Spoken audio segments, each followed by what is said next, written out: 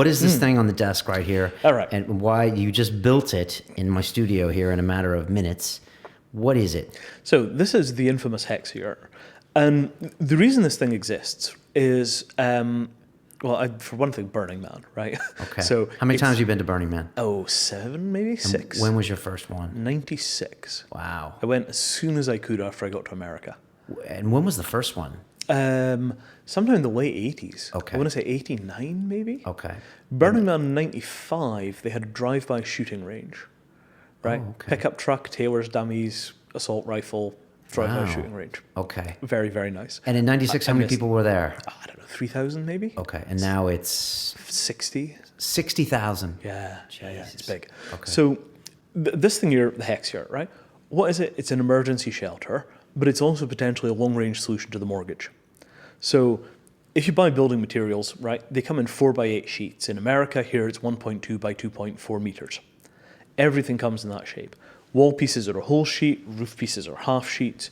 You can basically just hack these things out of whatever building material you have, and the instruction is cut half of the sheets in half, bolt it into a shallow roof, put it on top of a wall. Bam. Right. Boom. You have shelter. For people listening to us on iTunes, it is Hexayurt. So it's a hexagon on the bottom if you were to take a cross section. And then the top is kind of not conical, but it's kind of sloping upwards to a point. And it's literally made of, the same number of pieces as the bottom, but cut in half, right? That's pretty cool. Real simple, right? Yeah, 12 sheets of plywood, cut 6 of them in half, make them into Right. triangles. Most people could figure that out if you gave them the pieces and some materials to attach. They might get it wrong for a few hours, but... Yeah, if you've got half a day, you'll get it. Yeah, okay. Right? If you watch the videos and the instructions, there are literally thousands of people that have done it for the first time at Burning Man on the playa and not screwed it up. Okay. Like, we never hear stories if we went to Burning Man and we couldn't get our Hexayurt up. It just doesn't happen. How many of these are present at Burning Man? We reckon from the satellite pictures last year, it was somewhere between 750 and 1,000. This year, we don't have a satellite picture, but we think it's about twice that many from reports. Wow. So well over 1,000, we don't know how many. Okay, and why do people use them there? Well, you get 2 hours more sleep in the morning. Compared to a tent, the tent's uninhabitable by 8 or 9. The Hexayurt, you can sleep till noon without even trying. Okay. And that turns into one more day of actual go. If you go out like early in the week, by the end of the week, you are just toasted from lack of sleep and too much heat. Okay. Take a Hexayurt, you can be fit as a fiddle Friday night, Saturday night, Sunday, you can actually get your shit together and get out. Why did you create this thing, and how? Was this, where did this come from? Refugees. Okay. So a bunch of people asked me whether I could do something about a refugee shelter.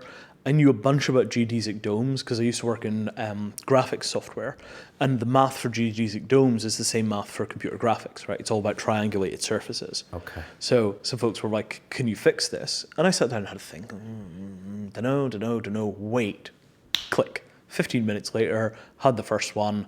After that, it was like, okay, this is a big deal. Burning Man 2003 went there with a tiny one that would fit, you could fit 4 of them in your living room, right? I mean, they're just tiny. Anybody with a back garden, you could build one of the small ones. So inside of those shelters, right? I'm sitting inside of this thing that I put together with duct tape and cardboard.